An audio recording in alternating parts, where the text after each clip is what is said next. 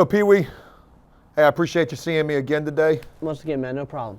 Dude, we've seen each other twice in 2 days, and that's the most that I've seen you since being home from prison. And Feels good to be able to see you. Talk about the good stuff.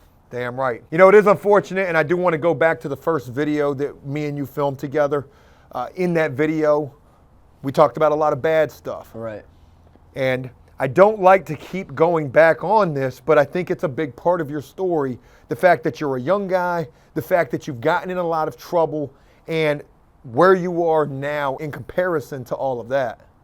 You know, it's got to feel great to be able to look at yourself now and to realize you've come so far since making the mistakes that you were in the past. Well, since from what I've come from, about my time doing time before, and from where I am now with my son in my life, it's done a complete spiral for the best.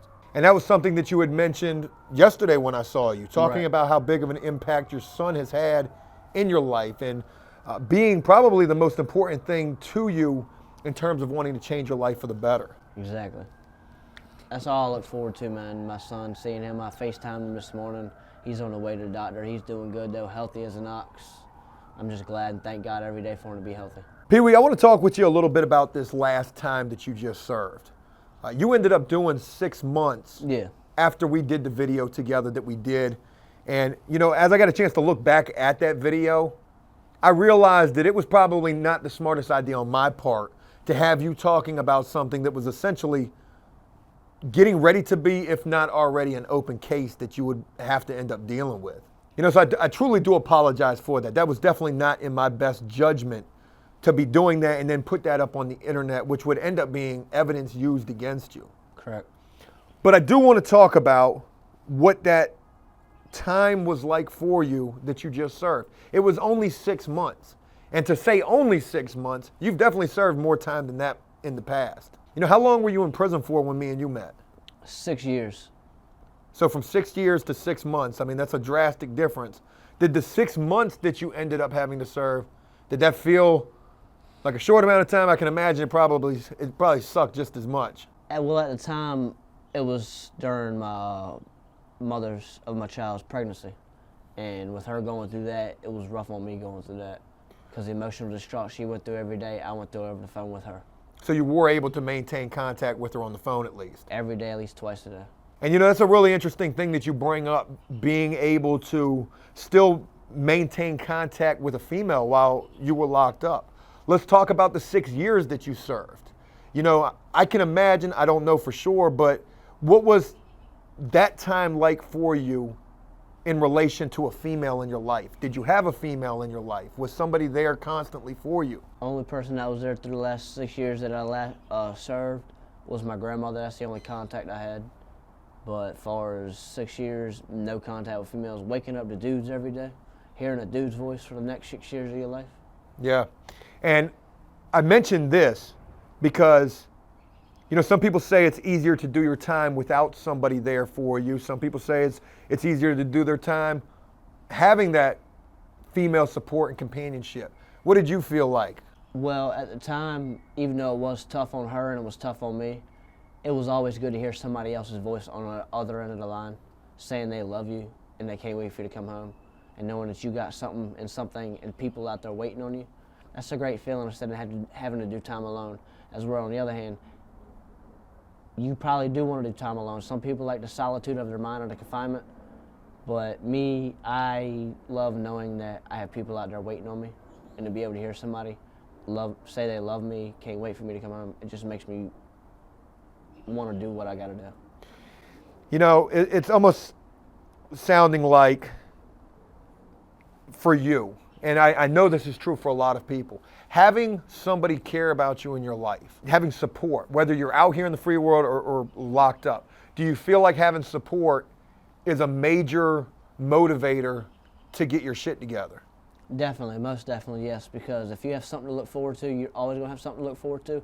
You know you have a reason to live and you have a purpose on this earth. And let's go back to the first video that we did together. You know, talk about what was going on with you during that time. Was it drugs? Was it not having anybody? Like, what was the reason that you were just continuing, at that point, continuing to find yourself in trouble? Pretty much just I was ready to give up on myself. I lost all support with my family. My family was upset with me. I didn't have no contact with nobody for a while. Just not having nobody there for me probably did have a big impact on me making the decisions that I made. But knowing that I have stuff to look forward to and that there's always a light at the end of the tunnel, that always makes me feel wanted. And that's why I do what I do now, because I feel I've got a purpose on this earth, and my purpose is to be there for my son. Yeah. And I mean, a lot has changed in your life. And again, a big congratulations to you on being a father. And even though I've only been in contact with you for a couple of days now, you know, I see your activity on Facebook, and I can see the pictures, and I can see the engagement and the interaction that you have with your son. I hear the way that you talk about it in these videos, and I can tell, and I'm sure others who see this can tell, just how much of an impact having a child is having on you, how much of a positive impact it's having on you. Yes. You know, let's go back to the time that you served this last 6 months. And again, just to reiterate, because it's crazy for me to think this, the video that we filmed together was a big part of what led to the conviction that you received and the 6-month sentence that you got.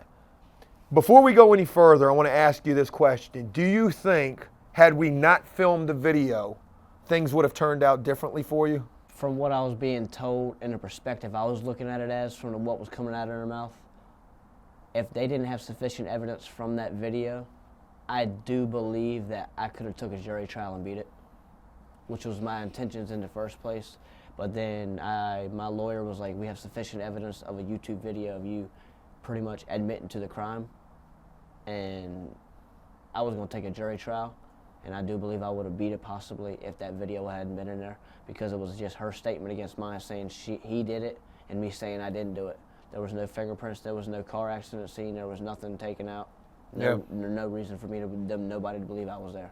Given, I mean, that could have been the case, I want to throw this in here and just say, you know, what was done was done. Unfortunately, we did the video. Right.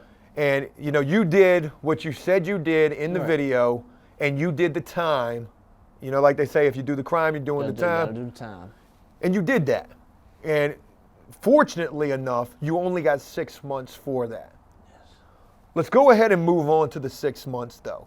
Because again, you know, as a young guy who was wild in prison, you got involved with a lot of things while in prison. The gangs were a part of your life. Here you are doing 6 months in the jail. You've got a girl, you've got a kid on the way, you've got support. And it's seeming like you didn't want to have anything to do with that type of stuff anymore, the negative stuff. Right. You know, what was it like for you serving time during those 6 months and trying to avoid the negativity that can come from things you got involved with in your past? Knowing I had something to look forward to, and knowing something that is just easily brought into this world can be taken away from me, and knowing that I have a lot to lose and I have a son on the way, it just made me look at the bigger picture.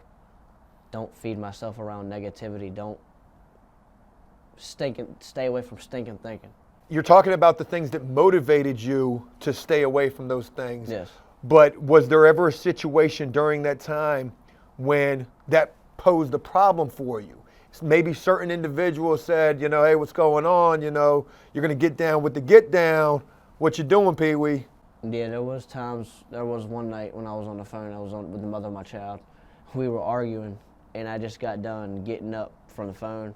Somebody said something in the way to me, so I said something back, and we got into an altercation over it because I took frustration out from my mother of my child, saying that it's hard for her and stuff like that. Right. I just took that out on the person that got in my way. So you got in a fight. Yeah. Were you involved at all with the things that you were involved with in your past while doing the 6 months? And what I mean by that, you know, was there any involvement with the gangs? No. You know, this is something you're trying to walk away from. How has it been for you trying to walk away from the gangs? Are you able to do that? Is it a hard thing to do? It hasn't really been a big obstacle for me right now because I've spoke to who I need to speak to, and they're looking at our perspective that I'm looking at it as a bigger picture. And so, I mean, I do have run-ins, or I've had run-ins with somebody, not physically or just maybe verbally, words been said, but far as my end, it hasn't really been hard. You know, I want to talk about this since we're on this subject right here. You know, as a young guy in prison, you did 6 years. You got involved with gangs.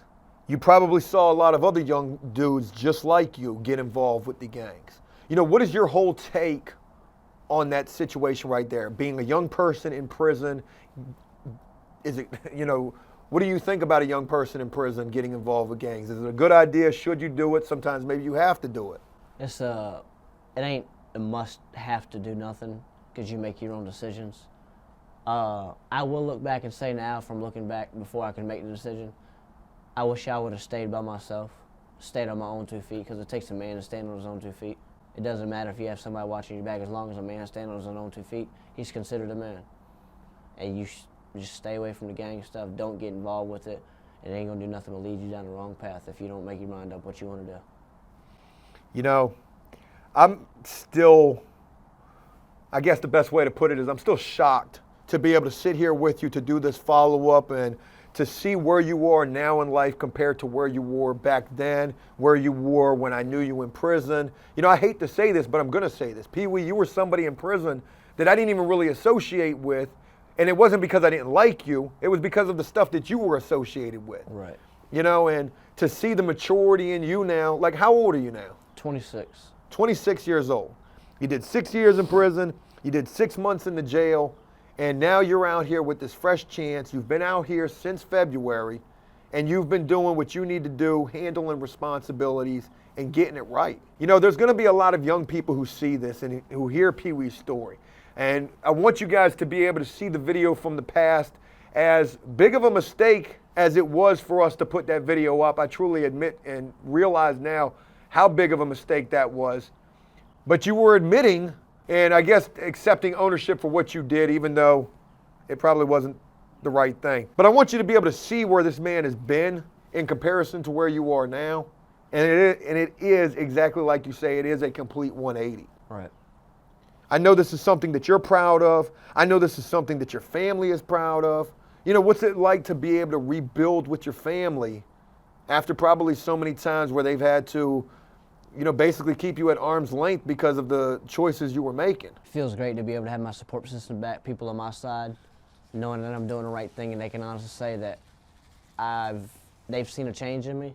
It just feels good, man. Like looking back on all the negativity and all the negative stuff and all the wrong stuff that I was doing. It's like the picture frame has gotten bigger from where it was before. Hell yeah, there's a lot more to be looking forward to. You know, you had mentioned the work that you're doing now. You're maintaining steady employment. Let's talk about the work that you're doing. You're doing landscaping work. This is something that you've always done, but you are looking for more work. Right. I'm looking for better opportunities, probably better pay, maybe closer distance, something that allows me to be able to bring in hopefully more than what I am now. I'm not upset with what I'm bringing in now, but anything could be better. Absolutely. Any changes could be better, and I'm all for whatever is able to help me out. You know, you're not making the greatest money, Right. but you are working and you are making money. And you are able to take that money and use that money for the right things. Right. You know, I got to imagine you got some goals. You got some things that you want to do for you and you want to do for your family. What are you hoping to be able to do with your life? Well, I do see us one day, me and the mother of my child, doing it up in a house together with my son. Because I don't like the long distance stuff, separating the parenthood one by one. I like to form a unity. I like to be able to get my license back, which I'm working on now. I just went to DMV the other day to take the test. Failed it, of course. But a shot at getting it not done is better than not going and trying. Hey, you know what? It is what it is. At least you're going and you're trying to do it, and you're going to pass this damn test. I know that's right. I've always had a problem with tests. It's like when I get there, my mind goes blank. Were you studying for it? Studying every day. I even have the DMV practice test on my phone. Yeah, I mean, that's what you got to do. Look, and let's talk about the license situation. You were never even thinking you were going to get a license, and now you've got the opportunity to get one. All I thought about was always driving behind the wheel of a car illegally. But now the thought of being able to get my license and actually being able to have them and driving legally and doing whatever I want to a certain extent, it's a great feeling. There's no other words for it. To be able to go and pick your son up and to be able to go out to eat with your family. To be able to have my own car, to put a car seat in the back of my car. To say that's my son's car seat in my car. Man, I mean, it's powerful listening to you talk, and it's motivating me, to hear what you hope to achieve. One thing that I want to try to help Pee Wee with, and I want to help you with, is trying to help you find better work, more work. Right. Something that could lead to maybe raises and maybe benefits and things of that nature. You're working, but like you said, it could be better. Right. And in the process of doing this, I also want to chronicle what goes on with you and where you end up going from here. You've been home since February. Right. You haven't done anything since then to cause you to get locked back up again. So that is another sign of the changes that you're making. I can imagine in the past, this would be a long time to go without getting in trouble. It's still a mind opener to me, seeing I'm doing what I got to do, and I'm finally being able to see the light. Well, Pee Wee, I hope that your story is going to motivate a lot of young people who could be going down a troubling path that could lead to getting locked up, could lead to joining a gang while locked up. You were a prime example of a guy who was only going to do what you were going to do. You were a prime example of a young guy who was making a boatload of mistakes, going in and out of jail and prison, and to be able to change and get where you are now. I hope that speaks on a level to the young people who see this to avoid making those same mistakes that you've made and to be motivated by your story. Right. Pee Wee, I look forward to continuing to see where you're going from here, and it's a real pleasure being able to reconnect with you. Man, anything I can help out with, anything I can help anybody ask questions or give any good advice to, just do what you got to do, man. Stay out of the way. Stay out of your own way. Find your lane and stay in it. Do what you got to do. And that's all I got to say.